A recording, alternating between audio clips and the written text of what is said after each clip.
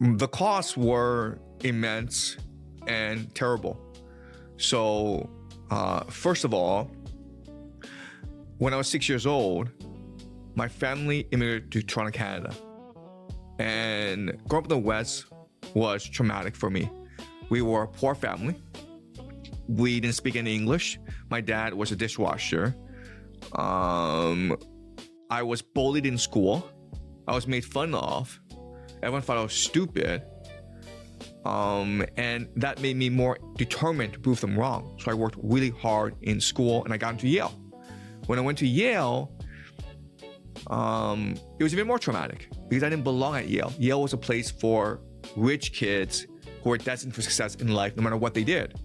But I was just this immigrant kid who didn't have any social manners, who didn't understand how to navigate society. One of my biggest frustrations was I never had a girlfriend. When I went to Yale, I was still a virgin. I didn't drink. And I felt socially alienated. I felt awkward. And so I left the United States, even though I could have been a doctor or a lawyer. But I came to China to find my roots, to have sex, maybe, you know.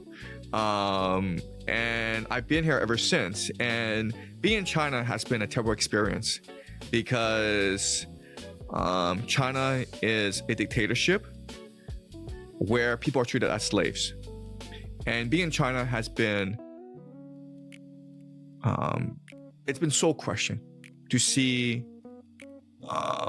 people treated without respect, without any hope.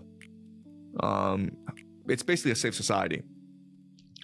And I think that's really degraded my soul over time. And it's made me a very bitter and angry person.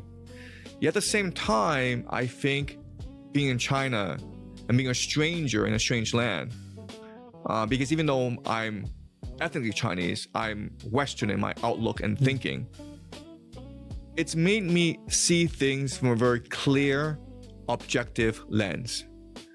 And it's given me insight into human nature in a way that I would not have if I were a professor at Yale, right? If I were truly an academic, if I did my PhD at Harvard, then go on, then go to Yale to teach like English literature or Chinese American literature, whatever, I would have had a very naive, very insular view of the world. I know because I have a lot of friends who've done that, okay?